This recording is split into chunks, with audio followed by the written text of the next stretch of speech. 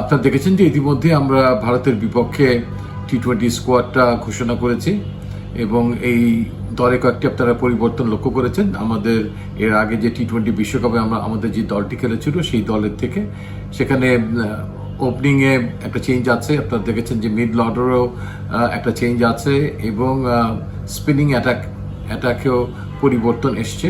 Just আমাদের pace bowling ইউনিটটা totally intact আছে, যেটা বিশ্বকাপে যা ছিল আমাদের লাস্ট টি-20 গ্লোবাল টুর্নামেন্টে। তো এখানে আমাদের কিছু চিন্তা ভাবনা আছে যার পরিপ্রেক্ষিতে আমরা এই চেঞ্জগুলো এনেছি। ওপেনিংয়ে যে তিনজন আমরা ব্যাটসম্যান আমরা সচরাচর নেই, তার মধ্যে লিটন দাস আছেন, তামিমও আছেন এখানে। দেন আমরা সৌম্য সরকারের জায়গায় পারভেজ হোসেন ইমনকে এখানে আমরা ট্রাই করে দেখতে চাই। ইতিমধ্যেও তাকে আমরা বিশ্বকাপের আগে ট্রেনিং সেশন আমরা রেখেছিলাম, তাকে আমরা অবজার্ভ করেছি এবং এই কিছু সময়ে টাইগার ক্যাম্পে তিনি বেশ ভালো ট্রেনিংও করেছেন এবং আমাদের কাছে মনে হয়েছে যে আমাদের ভবিষ্যৎ চিন্তা ভাবনার একটা প্রাথমিক পথযাত্রায় তাকে আমরা সামিল করতে চাই দলে। অ্যান্ড মিডল অর্ডারে দ্য গ্রেট সাকিব আল হাসান তিনি ঘোষণা দিয়েছেন যে তিনি তার শেষ টি-20 ম্যাচটি খেলে ফেলেছেন। তো সেখানে খেলার জন্য আসলে ঠিক তার যে এক্সপিরিয়েন্স, তার যে পারফরমেন্স, তার কাছাকাছি রিপ্লেসমেন্ট আসলেই এই মুহূর্তে আমাদের কাছে না থাকলেও তার জায়গাটি ব্যাটিংয়ে যিনি খুব ভালোভাবে সামাল দিতে পারেন বলে আমরা মনে করি, সেরকম একটা রিপ্লেসমেন্ট মেহেদি মিরাজ তিনি সেই জায়গাটি নেবেন। স্পেশালি তাকে আমরা ভাবছি যে তিনি ব্যাটিংয়েই সবচেয়ে বড় কন্ট্রিবিউশনটা দলে করতে পারবেন এবং তিনি ভালো অফ স্পিন করেন। বাট আমরা যে তাকে এর আগে বিশ্বকাপে দলে সম্পৃক্ত করিনি, তার একটা মূল কারণ ছিল যে আমরা তার টেস্ট ম্যাচে এবং ওয়ানডে ক্রিকেটে তার ব্যাটিং এবং বোলিংটি অনেক গুরুত্ব সহকারে বিবেচনা করেছিলাম, যাতে টি-20 খেলার যে একটা আগ্রাসন আছে সে তার কোনো প্রভাব তার ব্যাটিংয়ের উপর যেন ইম্প্যাক্ট না রাখে, কিংবা তার বোলিং করতে গেলে প্রথম পাওয়ার প্লের দিকে যেভাবে বল করতে হয় সেই জায়গাটাকে আমরা খুব একটা ভালো অপশন মনে করিনি। তিনি তার যে প্রচলিত বোলিং করেন সেটা যেন কোনোভাবে বিঘ্ন না ঘটে সেই অ্যাকশন। এবং অনেক সময় আপনারা জানেন যে টি-20 ম্যাচে অনেক ভালো বল দেখা যায় যে মাঠের বাইরের থেকে ফিল্ডসম্যানদের ঘুরিয়ে আনতে হয়। তো এটা one of the main reason ছিল, যারা হয়তো ভাবছেন যে তাহলে বিশ্বকাপ দলে কেন ছিল না। এই ব্যাপারগুলোতে সেই মেহেদি মিরাজের সঙ্গে আমাদের খুব পরিষ্কার কথাবার্তা হয়েছিল যে কেন আমরা তাকে দলে রাখিনি, আমরা কোথায় তাকে দেখতে চাই।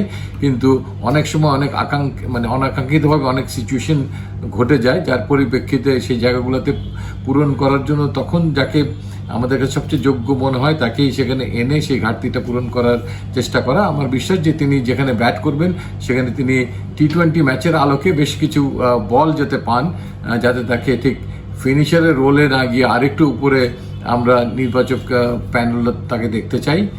And at the same time Tanvir Islam আমাদের দলের সঙ্গে ছিলেন বিশ্বকাপে, বাট আনফর্চুনেটলি তার হাত ভেঙে যাওয়ায় তিনি দীর্ঘদিন খেলার বাইরে আছেন।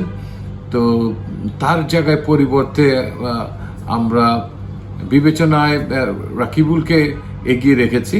এক্ষেত্রে রাকিবুল আমাদের দলে এসছেন, তার সঙ্গে তার কম্পিটিটরও ছিল, বাট ফিউচার অ্যান্ড তার পারফরমেন্স চিন্তা করে রাকিবুল অন্তর্ভুক্ত হয়েছেন। এটা একটা কম্বিনেশনের জন্য যারা অন্তর্ভুক্ত হচ্ছেন তারা যে প্রথম একাদশে একদম মানে অটোমেটিক চয়েস কিংবা জায়গা করে নিতে পারবেনই সেটা ঠিক এই মুহূর্তে বলা যায় না। বাট আমাদের মনে হচ্ছে যে এই মুহূর্তে ক্যাপ্টেন যদি কখনো কোনো কম্বিনেশনের চিন্তা করেন তাহলে রাকিবুল তার জন্য একটা ভালো option. And at the same time আমরা শেখ মাহাদিকেও কিন্তু দলে রেখেছি, আপনারা হয়তো লক্ষ্য করেছেন, বিকজ আমরা মনে করি যে নতুন বলে পাওয়ার প্লেতে বল করার জন্য শেখ মাহাদিও অত্যন্ত একটা ভালো অস্ত্র যে কোনো ক্যাপ্টেনের জন্য। And at the same time রাকিবুলও কিন্তু নতুন বলে বল করার সক্ষমতা রাখেন এবং চমৎকার একজন ফিল্ডসম্যান। তার পাশাপাশি আরেকটু খবর আপনাদেরকে জানিয়ে রাখতে চাই যে আগামীতে অক্টোবর মাসেই ওমানে ইমার্জিং ক্রিকেট হবে টি-20 ফর্মেটে। সেখানে আমরা খেলবো শ্রীলঙ্কার সঙ্গে, আফগানিস্তানের সঙ্গে এবং হংকংয়ের সঙ্গে আমাদের এই গ্রুপে। অন্য গ্রুপে ভারত, পাকিস্তান সহ আরও কয়েকটি দল খেলবে। তো এটা প্রত্যেক দেশের অনেকটা এই দলের আদলে দল যাবে। তো সেখানেও বেশ কিছু খেলোয়াড়কে এই টুর্নামেন্টে T20 ফর্মেটে আমরা পরীক্ষা করার সুযোগ পাবো। হয়তো আপনারা অনেকেই ভাবছেন শামীম পাটোয়ারির কথা, কিংবা আরও অনেক খেলোয়াড়ের নাম হয়তো আপনাদের মনে আসছে। তো তাদের অনেককেই সেখানে দেখা যাবে। তো কাজেই যাদের নাম এখানে নেই তাদের হতাশ হওয়ার কিছুই নেই। অনেক টুর্নামেন্ট আছে এবং আমাদের পরবর্তী বিশ্বকাপের আগে আমাদের হাতে কতগুলো ম্যাচ আছে সেটা আমি একটু আপনাদের জ্ঞাতার্থে জানাতে চাই। যে এবার NCL T20 টুর্নামেন্ট সম্পৃক্ত হয়েছে, সেখানে প্রত্যেকটা খেলোয়াড় অন্তত 7টা ম্যাচ খেলার সুযোগ পাবে। দেন BPL আছে, সেখানে হয়তো 14 থেকে 15-16টা ম্যাচও কেউ খেলতে পারবে। তারপরে আমাদের আন্তর্জাতিক T20 ম্যাচের পরিমাণটা এই বছরে যদি আমি বাদও রাখি, সামনের বছরের থেকে যদি আমি ধরি, তাহলে সেটাও প্রায় 18টা ম্যাচ। এশিয়া কাপ হলে সেই ম্যাচের সংখ্যা বেড়ে হয়তো 21-22ও চলে যেতে পারে। সো এরপরে আবার বিশ্বকাপের আগে, নেক্সট T20 বিশ্বকাপের আগে আমরা আবার একটা BPL পাবো, NCL T20 পাবো। তো সব মিলিয়ে আমার কাছে মনে হচ্ছে যে এখানে প্রায় 60-70টা ম্যাচ অপেক্ষা করছে। তো কাজেই অধৈর্য হওয়ার কিছু নাই। আমরা আমাদের আগামী দলটা কেমন হবে সেটার রূপরেখা কিছুটা আমরা চিন্তাভাবনা করে আমরা আগাচ্ছি ধীরে সুস্থে। And at the same time আমরা অভিজ্ঞতাকেও ছেড়ে দিচ্ছি না।